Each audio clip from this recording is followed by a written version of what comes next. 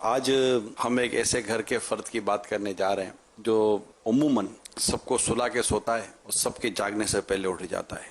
گھر میں کسی کو بھوک لگتی ہے تو اس شخصیت کو یاد کیا جاتا ہے، جب کسی کو پیاس لگتی ہے تو اسی کو پکارا جاتا ہے، جب تکلیف ہوتی ہے تو دوائی کا اسی کو پوچھا جاتا ہے، کمرے کمرے میں جا کر لوگوں کا حال پوچھتا ہے، مگر کبھی کبھی اس کا کوئی حال نہیں پوچھتا۔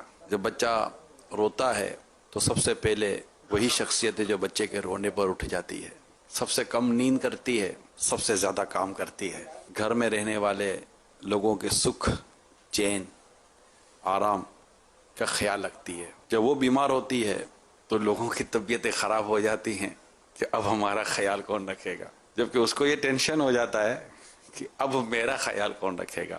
زندگی بھر گھر کے ہر فرد پر توجہ دینے کی وہ کوشش کرتی ہے۔ جب دسترخوان لگتا ہے تو اس سے کہا جاتا ہے کہ آج یہ کھانا ہے، تو وہ کہتا ہے کہ آج مجھے یہ کھانا ہے۔ وہ سب کے لیے الگ الگ ڈشیں تیار کرتی ہے۔ جب کچھ ڈش میں پرابلم آ جائے تو وہ باتیں سنتی ہے، مگر اگر ڈش اچھی بنے تو تعریف کم ہی سنتی ہے۔ اسے شکریہ کہنے والے بہت کم ملتے ہیں، اسے جزاک اللہ کہنے والے نہ ہونے کے برابر ہوتے ہیں۔ وہ سب کے آنسو پہنچتی ہے، اس کے آنسو کم ہی پہنچے جاتے ہیں۔ اس انمول اور اہم اور پرائز لیس پرسنالٹی کو ماں کہتے ہیں۔ ماں جو سب کا دکھ، سب کی پریشانی کو اپنی پریشانی سمجھتی ہے، سب کا درد بانٹتی ہے، اولاد کے لیے روتی ہے، شاید سب سے زیادہ دعائیں کرتی ہے، سب کی مرکزی شخصیت ہوتی ہے وہ ماں۔ کیا ان کے جانے کے بعد ہی ان کی قدر ہوتی ہے کہ کیا کبھی جیتے جی ہم ان کی قدر کرنا نہیں سیکھیں گے؟ کیا ان کے جانے کے بعد ہی ہم کہیں گے کہ میری ماں بہت اچھی تھی؟ کبھی ان کے سامنے بیٹھ کر محبت اور پیار اور شفقت سے طے کرنے کے کہ ماں آپ بہت اچھی ہو؟ کیا ان کے جانے کے بعد ہی کہیں گے کہ ماں نے بڑی قربانیاں دی تھی؟ کیا یہ جیتے جی کبھی نہیں سنے گی کہ اس کی اولاد اس کو کہہ دے کہ ماں آپ نے بہت قربانیاں دی ہیں، جزاک اللہ، تھینک یو مدر، واہ ماں کیا بات ہے میری امی کی، کیا بات ہے میری ماں کی۔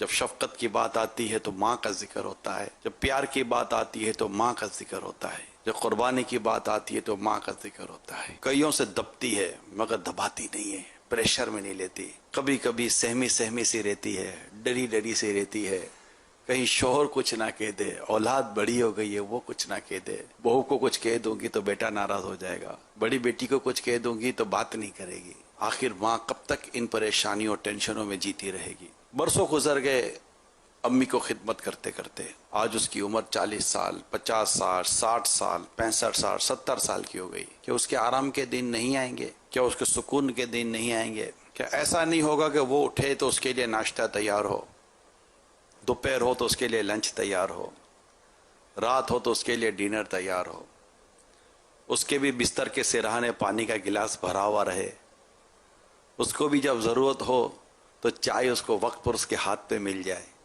کیا وہ وقت اس کے جیتے جی نہیں آئے گا؟ آنا چاہیے کہ یہ ماں ہے، اس کی قدر کریں۔ جو ایک بار اپنی ماں کو رحمت کی نظر سے دیکھتا ہے اسے اللہ تعالیٰ مقبول حج کا ثواب عطا فرماتا ہے۔ والدین یہ ہمارے لیے جنت ہیں، ہم ان کی خدمت کر کے جنت حاصل کر سکتے ہیں اور انہیں ناراض کر کے جہنم کے حقدار بن سکتے ہیں۔ آگے بڑھیے، ہمت کیجیے، حقیقت کو تسلیم کیجیے اور بڑھ کر ماں باپ کو کیجیے۔ آپ یو آر اے گریٹ، آپ بہت زبردست ہیں، آپ ہمارے والدین ہیں۔ امی یو آر گریٹ، ہمیں آپ سے محبت ہے، ہمیں آپ سے پیار ہے، آپ ہمارے لیے دعا کریں، ہم جیتے جی آپ کے لیے کچھ کر جائیں۔